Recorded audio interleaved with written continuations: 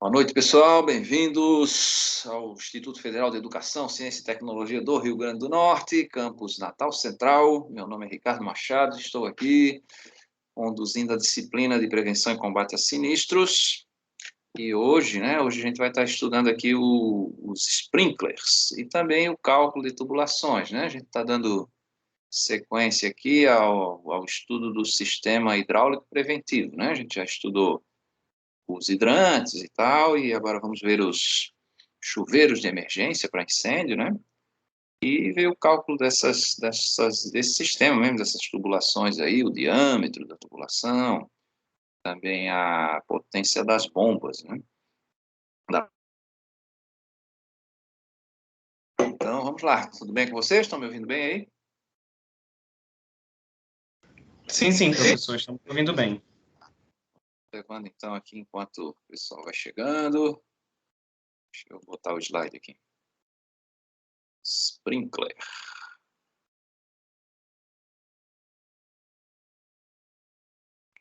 E... Abriu aí o slide? Botar no modo apresentação, diga aí se deu certo aí. Sistema preventivo por chuveiros automáticos. Estão vendo? Acho que deu, né? O silêncio confirma aí que está chegando.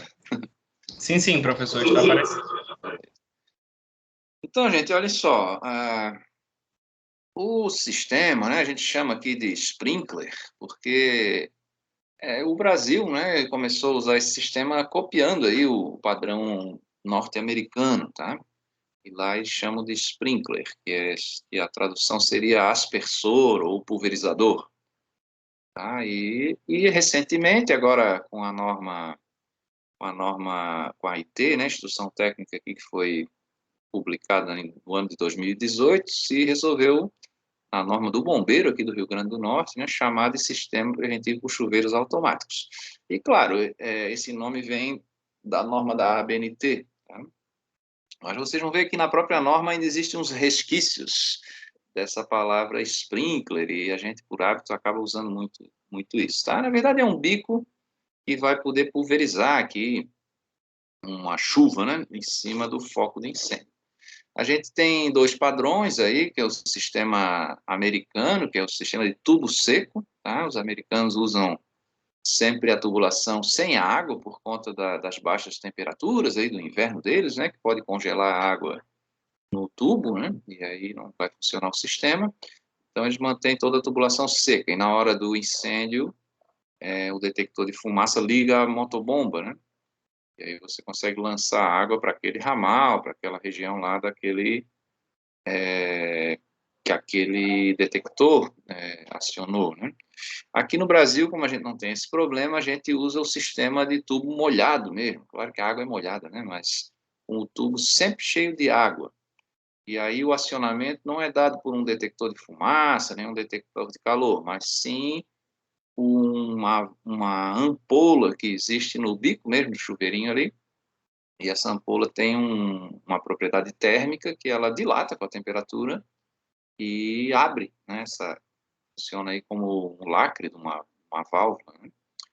E aí você tem ali uma chuva ali de mais ou menos um diâmetro aí de 4 metros aí, em cima do ponto de calor, né? E é claro que a gente tem que tomar um cuidado, porque dependendo do deslocamento da fumaça, eu posso estar aquecendo um sprinkler que não está exatamente em cima do fogo, né? Então a gente tem que ter um cuidado na hora da instalação para garantir isso, né? Para garantir o funcionamento correto, tá? Então vamos seguir aqui. É esse carinha aqui, tá? Uma tubulação metálica sempre. E você tem um dispositivo que vai abrir aí, uma torneira aí, vai abrir esse jato, tá? Como é que eu sei qual prédio eu vou precisar colocar o sprinkler, né? Então, primeira coisa é a gente ir lá na instrução técnica número 1 para classificar a nossa edificação, tá? É uma edificação de reunião de público, é uma edificação comercial, uma edificação industrial, é uma escola como a nossa aqui, né? Uma escola profissionalizante, que seria E4, né? Então, essa tabela aí, por exemplo, é para o serviço de hospedagem, né? Hotel, motel, a parte hotel, então a moradia temporária, né? E vocês vão ver aqui que essa classe B1 e B2, né, somente para prédios com altura maior do que 23 metros, né, que a gente vai precisar, vai começar a precisar do sistema. Tá? Para um E4, que é o caso aqui do IF, né, se você estivesse projetando aí um campus aí do IF, sistema de incêndio de um campus, E4, né, escolas profissionalizantes. Então, a gente só precisaria se o nosso prédio, se algum dos nossos prédios aí, tivesse mais de 30 metros de altura, tá? 10 andares aí, mais ou menos. Então, a norma da Associação Brasileira de Normas Técnicas, que detalha isso, e é a 10.897, tá? Essa norma foi atualizada agora em 2020, durante a pandemia ainda aí. E essa norma, né, sempre é bom lembrar, né, essas normas de incêndio são elaboradas aqui pelo CB24, né, o grupo da ABNT, o Comitê Brasileiro 24 da Segurança contra Incêndio, que basicamente é composto pelos bombeiros lá do Corpo de Bombeiros de São Paulo. Tem uma representação forte do Corpo de Bombeiros de São Paulo. E aí, claro, como a gente copia aqui a IT do Corpo de Bombeiros de São Paulo, para fazer a nossa aqui do Rio Grande do Norte, não é pecado nem vergonha nenhuma isso, porque a gente tem um código mais desenvolvido, né? Uma cidade que tem um risco maior, tem muitas edificações verticais, né? Então a gente puxa aqui para o Rio Grande do Norte esse conhecimento lá do Bombeiro de São Paulo, conhecimento histórico, né? De grandes incêndios aí em edificações complicadas, né? Tá? Então essa ABNT. E a IT, na verdade, é o detalhamento da ABNT.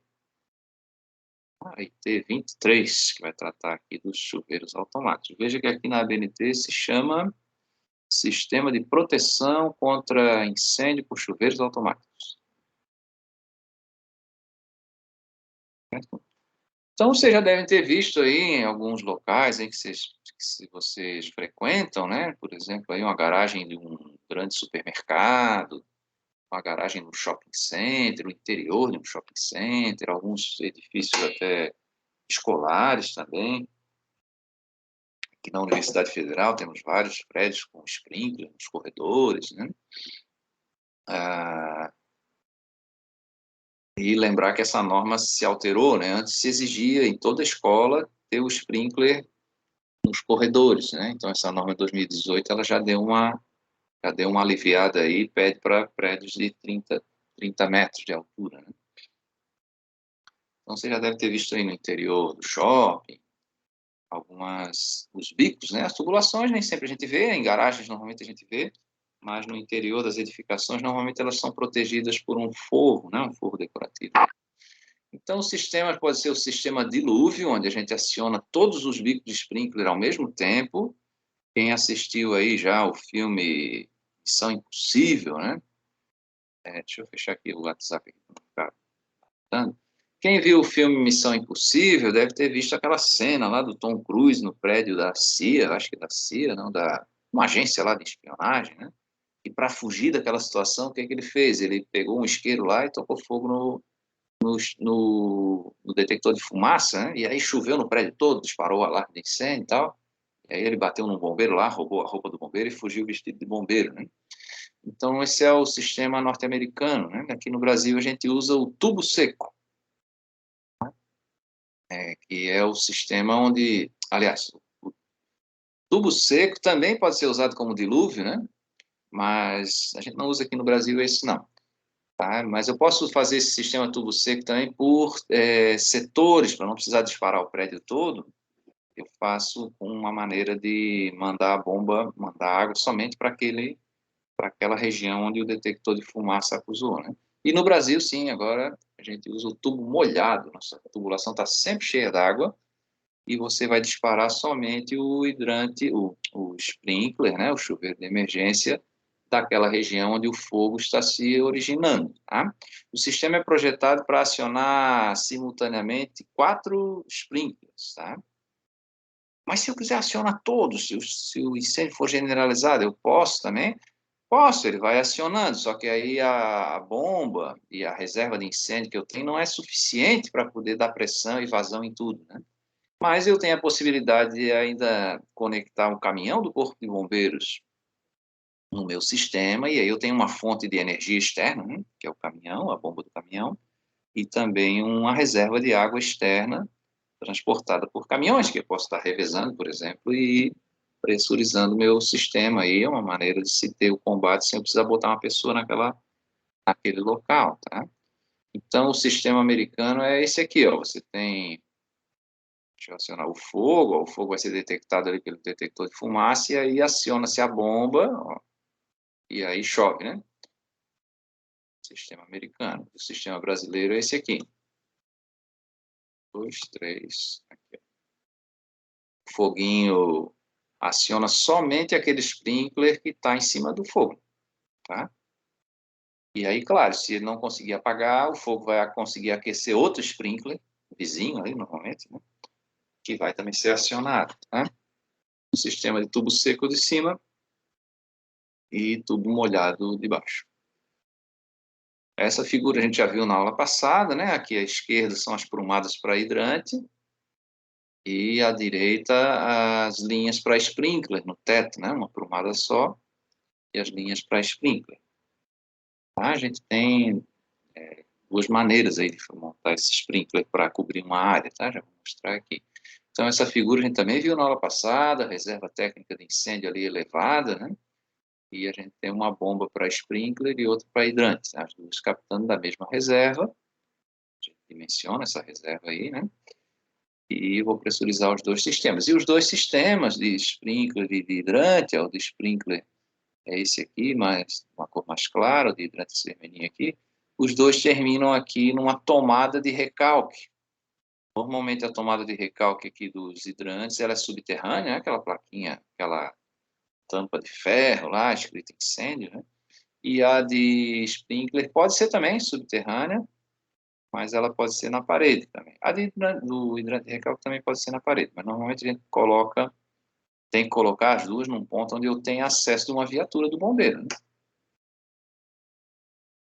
Tá? Então, esse aqui é o sistema tradicional de sprinklers, ó, você vai ter um reservatório elevado, e aí você tem uma válvula de governo e alarme. O que é isso, né? A válvula que vai governar mesmo, coordenar a passagem de água para esse ramal, né? Para esse andar aqui, esse pavimento. Cada pavimento vai ter que ter um AVGA aí, válvula de governo e alarme.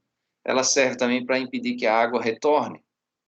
Então, quando você quer fazer uma manutenção em algum lugar aqui, você tem um dreno nessa válvula, você drenar só esse andar. Colocar um bico de sprinkler desse, por exemplo, né? E o alarme aqui, nesse caso, é acionado por um gongo. Essa válvula tem também um alternador de pressão ali e consegue bater um martelo num gongo. Tá? Vou mostrar ela já em detalhe aqui mais para frente. Então, o sistema de sprinkler pode ser nessa configuração de anel fechado. Ele pode ser, por exemplo, um ramal por andar. Se for necessário só eu usar nos corredores, por exemplo, a gente bota um ramal por andar. Ramal é essa parte que sai aqui da tubulação principal, né? Então, por que essa alimentação tem que ser assim fechada? Porque o meu sprinkler, eu tenho que pegar o menor caminho da água até o sprinkler que foi acionado. Então, se for esse aqui, por exemplo, a água vai ter que vir por aqui. Ela vai naturalmente vir por aqui até aqui, até nele, porque a menor distância vai ter a menor perda de carga, ela vai tender a fluir por ali. Tá? Mas pode-se também romper esse aqui, ó. Aí você tem a água, né? Não é você que vai escolher, mas a água vai escolher o menor caminho, de menor perda de carga, para atingir lá. Tá? E posso usar também esse sistema de grelha, que também é fechado. Você tem um circuito fechado. A água pode vir aqui por esse lado, por aquele outro lado. Esse vídeo eu mandei para vocês aí pelo WhatsApp, agora à tarde. E ele mostra uma instalação lá na Europa, lá de testes, né? De testes para controle de fumaça e tal, né? Então, uma coisa que eles testaram aqui é quando não tem sprinkler, né? Rapidamente a fumaça toma conta de todo o ambiente, né? Depois eles testaram o acionamento do sprinkler. Essa montanha aí, essas prateleiras aí, são caixas com madeira, né? De madeira. Então, aí viram que realmente o sprinkler é acionado exatamente no ponto quente, tal, né? E depois eles fizeram outro ensaio abrindo as janelas, o teto, né? Janelas de ventilação, de saída de fumaça, porque o sprinkler ele não mata fumaça, tá? Você consegue matar o particulado, mas os gases tóxicos ali da fumaça não consigo matar isso com água, né? Então tem que ter abertura de ventilação. Agora o problema é quando abre essas aberturas de ventilação, eu posso tirar o fluxo de calor com a movimentação dessa fumaça, tirar o fluxo de calor de cima do ponto do incêndio, né? E aí eu posso acionar o sprinkler errado, ou talvez não acionar o sprinkler, né? De maneira automática. Então eles testaram isso aí e viram que funciona também, né? Agora tem que se fazer um bom projeto de ventilação. Aqui tem o modelo de sprinkler de ação lateral, tá? Nem sempre eu consigo botar esse bico aspersor aí no centro da área que eu quero cobrir, tá? Por exemplo, eu vou ter que passar essa tubulação num corredor e ela está junto da parede. Então, o fogo eu tenho que dar um jeito de cobrir o lado da parede, não interessa, né? Tem que dar um jeito de projetar esse guarda-chuva aí para o lado do corredor, né? Então, por que tem dois modelos aí? Porque justamente essa é a posição para instalar, tá? Esse aqui da esquerda, eu instalo ele voltado para cima, então ele tem um defletor, e além do ângulo aqui, para mandar para a lateral, ele manda para a lateral e para baixo. Conseguir abrir aqui, quando estourar essa ampola aqui, ó, a água vai conseguir bater aqui e abrir um leque aqui, né? Uma meia-lua na direção do corredor. E esse aqui é a mesma coisa, só que olha como o defletor é diferente. Vai abrir o guarda-chuva aqui, vai bater nessa chapinha, que é um defletor também, e vai abrir o leque para o lado do corredor. Faz diferença eu usar esses modelos? Faz, tá? Algumas situações, a gente vai já ver, você tem que montar ele virado para cima. E aí, se você usar esse aqui, por exemplo, esse da direita aqui, virado para cima, ele vai abrir um guarda-chuva que vai ser direcionado para o teto, né? Não para a base do fogo ali. Tá? Então, por isso esses defletores são diferentes. Esse aqui ó, é feito para ser montado nessa posição aqui. Então, tem o defletor e tem essas pequenas aletas aqui, para garantir que o guarda-chuva vai abrir nessa direção, tá? Para baixo. Se eu instalar ele de cabeça para baixo aqui, com esse mesmo defletor, ele vai acabar abrindo um guarda-chuva para cima, né? E aí o centro do fogo aqui, o centro do ponto do sprinkler não vai ter água, né? E é bem a posição onde tem o fogo. Então, para essa situação, se usa esse aqui. Veja que o defletor é diferente. Esse aqui consegue abrir um círculo e também molhar nesse círculo até o centro do círculo. Tá? E em algumas situações a gente não vê a tubulação, você vai ver somente aqui o bico do sprinkler no teto, aqui no Shopping Midway, no Shopping Natal Shopping, vocês observam assim. Quem conhece aqui também o shopping de serviços, aqui o Via Direta, né? Não é só shopping de serviços, né? É um shopping que tem lojas também de consumo, vestuário e outras coisas, mas acaba prevalecendo ali alguns serviços, né? Vocês têm esse forro na loja, né? Mas fora da loja, nos corredores, o teto é bem alto. Ele, inclusive, não é um shopping que tem ar-condicionado nos corredores, né? Só tem ar-condicionado nas lojas. Então, você vai ver sprinkler lá na telha, lá a 6 metros de altura, que aquilo ali antigamente era uma indústria de confecção, aí de indústria têxtil, quando fabricava calça jeans ali. E dentro das lojas é assim, né? Tá? Eu tenho que ter um cuidado de que se acima desse forro eu tiver material combustível, eu também tenho que ter um sprinkler em cima do forro, tá? Se não tiver nada combustível em cima do forro, é essa situação aqui da esquerda. Ó. Tem a tubulação passando e desço o pico de sprinkler abaixo do meu forro aqui. Por que isso? Né? Porque o calor vai se acumular aqui no forro. E é aqui que eu quero que acione. Meu bico aqui aciona por dilatação térmica, né? Então, nesse caso aqui da direita, a gente tem as duas situações, ó, por incêndio aqui sob o forro, dividido pela laje, né? E também dentro da loja, aqui abaixo do forro.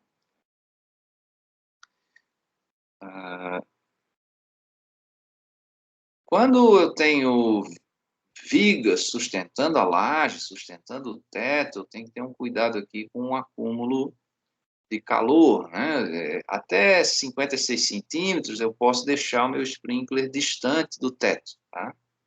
Se tiver essas colunas aí. Mas uma distância maior eu não vou poder, então vou ter que botar o sprinkler lá rente ao teto, senão ele não aciona, tá? Nesse caso aí que tem essas vigas, né, também vai dificultar a movimentação da fumaça ali e acaba armazenando o calor bem no local onde eu quero que acione o sprinkler. Então tem que ter esses cuidados aí. Uma situação também seria eu passar a tubulação aqui em cima, né, fazer um furo aqui no concreto, mas é caro a gente estar furando concreto para passar a tubulação. Então é mais simples você prolongar aqui essa haste da tubulação e colocar nessa região. Mas eu posso contar aqui com esses 56 centímetros. Tá? Então, em algumas situações, a gente vai jogar o sprinkler para cima, para ele ficar próximo do teto, e outras vou colocar ele para baixo. Né? Existem algumas maneiras de eu estar fixando essa tubulação no teto, né, com ancoragem aí, com pino fincado com pistola de pólvora, com contraporca, buchas, plástico também, embutido no próprio concreto, essa dali da figura número 1, figura número 2 ali. Tá? Então tem algumas alternativas aí para a gente suspender essa tubulação. E em cada andar, a gente vai ter que ter esse robozinho aí, tá? É a válvula VGA, né? Válvula de governo e alarme. O que que ela faz, então? Ela impede, e dentro dessa válvula eu tenho uma válvula unidirecional, impede que a água retorne. Tá? A água só consegue ir para cima, não consegue voltar. Essa válvula azul aqui é para eu poder drenar esse andar e fazer uma manutenção, por exemplo, substituir ali um bit de sprinkler, tirar ali um vazamento, tá? Então, consigo drenar somente esse andar, sem ter que estar drenando os outros andares, tá? Porque eu tenho muita água aí na tubulação, né? Eu vou querer esvaziar tudo e também não vou querer ar na minha tubulação. E depois, quando eu terminar a manutenção, vou injetar, abrir, fechar aqui essa válvula, né? Injetar e abrir a válvula do fluxo principal. E aí a gente tem uma válvula lá no final do ramal para tirar o ar, preencher toda a tubulação com água. Então, esses dois manômetros aqui medem a pressão antes e depois da válvula de governo. E aqui ó, a gente tem um sistema que vai fazer pulsar a água e bater um martelo aqui nesse gongo. Tá? Que se chama válvula de governo e alarme. Tá? Então, aqui tem os componentes dela aqui. O primeiro componente ali é o gongo, né? A sirene mecânica ali, de batimento ali do martelo.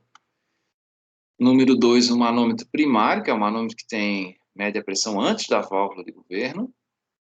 O 3 é o secundário, que está medindo a pressão aqui nesse andar, nesse pavimento. Essa válvula 4 é uma válvula de gaveta para manutenção, tá? Você fecha essa válvula de gaveta para evitar que a água permaneça e você vai abrir a válvula de globo ali, a número 5, ó, que é o dreno, né? Poder tirar a água daquele andar quando vai fazer a manutenção. Tá? Número 6 aqui é uma chave de fluxo. Você fura a tubulação e põe uma aleta ali dentro da tubulação que quando eu tenho deslocamento de água, quer dizer, quando rompe um sprinkler ali, ele aí vai acionar um painel de controle lá para poder acionar uma bomba, por exemplo, tá? Ou dar um sinal dizendo que é nesse andar que está o incêndio, tá? Uma válvula de fluxo, chave de fluxo. Né? E o 7 é uma válvula de esfera ali para controlar esse alarme. Essa daqui é um sistema para teste, né? Então, você tem ali naquele número 1 ali, o NA ali, seria uma válvula de gaveta para fechar esse ramal todo aí, para poder fazer manutenção, né? E depois de feita a manutenção, por exemplo, substituído aí um manômetro, substituído uma chave de fluxo, que é o número 2, o número 3 aí, o número 2 é o manômetro, o número 3 é a chave de fluxo, ou um próprio bico de sprinkler, eu posso fazer um teste, né? A gente abre essa válvula número 4 aqui e jogo a água para um dreno. E aí eu vou testar se essa válvula está funcionando e aproveito já para tirar o ar do sistema aqui, né? E aí essa chave de fluxo vai acusar lá, opa, passou água aí, tá. Então todo o ramal, né, toda grande terminação de ramal, de andar, assim, tem uma chave dessa de teste, né? Nas tubulações principais, gente, a gente sempre prefere usar a válvula de gaveta, né? O que é uma válvula de gaveta? Ela tem aqui uma comporta que vai se movimentar dentro de uma gaveta mesmo, de um dispositivo de vedação. Então, ela é feita para estar ou totalmente aberta, daí essa gaveta sobe para cá, ou totalmente fechada. Eu vou fechar, encostar a gaveta aqui nas sedes da gaveta, né? Somente em momentos de manutenção, tá? Ela normalmente tem que estar aberta. A gente não pode deixar ela intermediária, tá? Senão ela acaba corroendo aqui o fluxo da água e dá uma perda de carga muito grande também, né, no sistema. Então, ou abre tudo, ou fecha tudo. Então, os fluxos principais, a gente prefere a válvula de gaveta porque ela dá menos perda de carga. E nos locais onde eu tenho que controlar a vazão com mais precisão, a gente usa a válvula de globo. Tá? Vocês têm aí na casa de vocês, por exemplo, uma válvula de gaveta no banheiro, que a gente chama de registro geral do banheiro, né? Você fecha ali para trocar um chuveiro, para trocar uma torneira, né? E você tem válvulas de globo na torneira e no chuveiro, onde eu preciso ter maior precisão de controle de vazão, válvula de globo. Agora, a válvula de globo você não coloca no fluxo principal, porque ela dá muita perda de carga, dá muita perda de pressão. Tá? Você põe só nas terminações, é o caso do hidrante, né? A válvula aqui do hidrante, uma válvula de globo, mas ela está na terminação já, no ponto de consumo. Tá? E essa vedação escrito Mocelin ali, fazer a propaganda aqui da Mocelin, da onde eu puxei essa figurinha aí, de borracha, né? Então, aqui que eu falei para vocês na aula passada, né, que quando a gente abre um hidrante para fazer um teste, ele está muito tempo ali sem ser usado, tem ferrugem, né, partículas de dióxido de ferro aí na própria água, e aí quando a gente vai fechar, não veda, né, porque acaba essas partículas se alojando aqui na borracha, né? Então a gente abre de novo, fecha de novo para dar uma limpeza ali e se acomodar melhor a borracha e conseguir a vedação. Chuveiro da casa de vocês, quando fica pingando, né? Você abre de novo, fecha de novo, aperta, até que chega um momento que ele não veda mais, né? Aí você troca a borrachinha, né? O encanador chama de carrapeta, né? Uma borrachinha que tem ali é o elemento de vedação. Tá? Existem também as válvulas de esfera, como o nome diz, é uma esfera giratória, e ela tem um furo para permitir a passagem de água. Se usa normalmente para válvulas de dreno, e onde eu não preciso de controle de fluxo, vai ser só aberto ou fechado aí, e também para válvulas para gás, tá? Aí, claro que o tipo de esfera vai ser diferente ali. Para gás, a gente usa uma esfera de aço inoxidável numa cama de teflon, né? A vedação é de teflon. Quando está nessa posição aqui, está fechada, tá? Quando a haste da válvula está paralela à tubulação, aí está aberta. Nesse caso aqui, ó, paralelo aberto, vai coincidir o furo da esfera, né? Imagina que é a direção aqui, ó, fechou, abriu, né? O sentido do fluxo. E essa aqui é uma válvula de retenção. Tá? A gente vai estar usando ela no pé da caixa d'água, se a caixa d'água foi elevada, justamente porque quando a gente manda a água de baixo para cima, ela fecha, né? Sobe aqui, aqui está fechado. Esse elemento aqui fecha. Então, para evitar, quando eu conecto ali o caminhão do corpo de bombeiros, evitar que eu tenha que encher a caixa d'água para poder usar o meu sistema.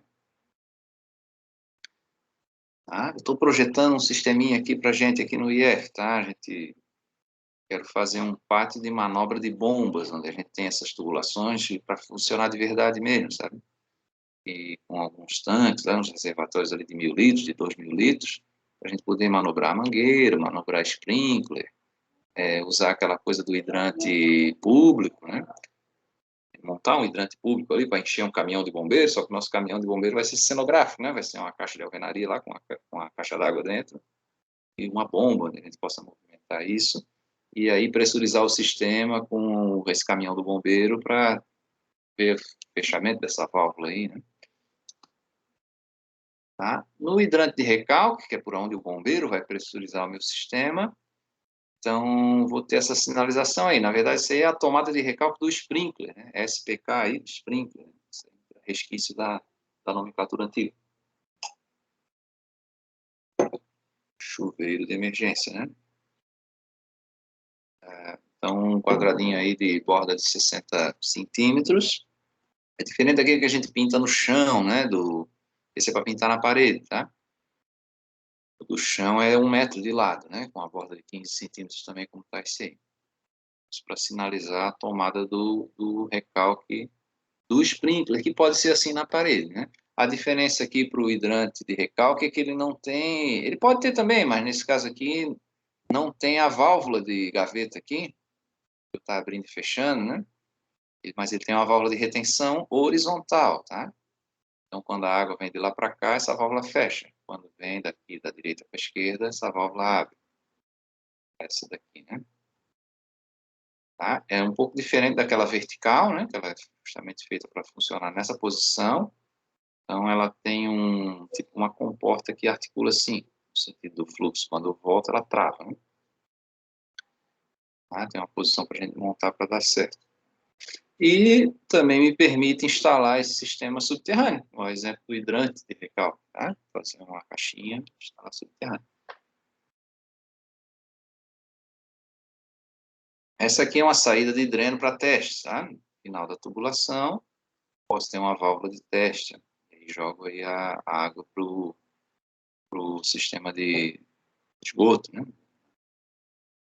O sprinkler é isso aqui, tá? Se a gente fizer uma explosão aqui, uma vez expandida, né? Explosão aqui, eu tenho isso. Tem um elemento de vedação e um anel de vedação, e ele vai ser calçado lá, preso na sua posição de trabalho por essa ampola. Tá? E claro, quando essa ampola é aquecida, ela vai dilatar o fluido que tem ali dentro e vai explodir, né? E aí se solta o elemento de vedação e eu vou ter um jato d'água nesse defletor. A cor da ampola indica a temperatura que ela rompe, né? Então, tenho ali, por exemplo, a mais comum, né, que a gente usa aí no shopping, tal, aí a vermelha ou laranjada, então vai romper a 57 graus Celsius. Tá? E por que tem outras que rompem numa temperatura maior? Porque em alguns lugares já é quente sem ter o fogo. E eu quero acionar o sprinkler só com fogo. Tá? Então, imagina aí uma casa de máquinas, né? Um local que nem tem ocupação humana, mas eu quero botar lá de tão quente que é, não é possível ter ocupação humana contínua ali. Então, a gente põe um sensor de uma temperatura maior. Temos aí as cores aí. Cor do líquido do bulbo e temos a cor também indicativa da própria ampola, mas aqui a gente vai pelo cor do líquido, tá? Então, quando é preto aqui, ó, é alta temperatura. Quando é azul, intermediário. E a mais comum é essa laranjada. Como é que eu represento no projeto o símbolo, né? Bem simples, ó. Esse é o símbolo do chuveiro automático, do bico, né? O ponto de sprinkler. Esse aqui é o registro de recalque, a tomada de recalque mesmo, para o bombeiro conectar o caminhão. Tá? Lá na saída, na terminação do sistema. Essa é a bomba de incêndio específica para o sprinkler. E essa é a reserva técnica de incêndio de sprinkler. Tá? Eu posso compartilhar ela com a reserva dos hidrantes, tá? Mas aí eu vou ter que indicar, né? Então, está saindo esse símbolo aí, da RTI é a mesma coisa desse, só não tem essa parte interna aqui. E esse é o painel de comando dos chuveiros. Então, o painel de comando que vai comandar a minha bomba, o painel de comando que vai acender um LED dizendo qual foi o setor que disparou o sprinkler, né, com a chave de fluxo, mandando um sinal para esse painel e acionando a bomba. E esse aqui é o símbolozinho da válvula de governo, que a gente vai instalar uma por pavimento. Se vocês visitarem ali o Shopping Midway, vocês conseguem ver na garagem lá, naquela parede da garagem que dá para os fundos das lojas ali. Se vocês forem ali no G3, ali, pro garagem 3 ali, perto ali das lojas Riachuelo, aí você vai ver essas válvulas, aí está escrito lá VGA, né? VGA1, VGA2 e tal. Então se usa no mínimo uma por andar, ali no shopping eles usam até por ramais, assim, né? Algumas. Tá? Então, de sprinkler é isso, espero que tenham entendido aí. A gente vai agora, depois do intervalo, começar a entender os cálculos, tá? De tubulação. E amanhã vamos continuar com isso, né? Com os cálculos. Amanhã a gente vai entrar em exemplos práticos mesmo, né? Hoje a gente vai ver uma situação ali, os parâmetros de projeto, cálculo dessas tubulações. O que a gente calcula de tubulação, gente, deixa eu parar aqui esse slide do sprinkler. A gente não calcula, por exemplo, a espessura do tubo, tem um material tal, né? A gente tem um padrão de material que resiste às pressões de trabalho já do chuveiro, do sprinkler, do hidrante também. Normalmente a gente usa tubo de aço galvanizado, tá? Então isso não é fator de projeto aqui para a gente. O fator de projeto para a gente vai ser o diâmetro do tubo, que esse diâmetro é função da velocidade da água correndo ali dentro do tubo, que não pode ser muito grande, né? E a pressão de trabalho lá nos hidrantes, tá? Tem uma pressão mínima no hidrante que tem que ser garantida, né? E aí, com essa pressão mínima, eu calculo as perdas de carga, as perdas de pressão ao longo da minha tubulação e eu vou saber a potência da bomba que eu tenho que colocar lá junto do reservatório para poder ter pressão no hidrante menos favorável, hidrante mais distante. Para o sprinkler é assim também, a gente vai calcular os 4 sprinklers mais distantes, vai calcular o acionamento simultâneo desses 4. Tá? E o diâmetro da tubulação é importante, porque se ele for muito pequeno, primeiro que a norma já padroniza no mínimo 65 milímetros, tá? De diâmetro, né? Porque se ele for muito pequeno, ele pode dar uma velocidade muito grande da água no tubo. E isso é problema, porque vai dar vibração, vai dar golpe de arite também, que é um efeito indesejado aí, que acaba arrebentando a minha tubulação toda. Certo? Então, alguma dúvida aí desse momento? Ok, eu vou parar a gravação aqui, vamos para o intervalo.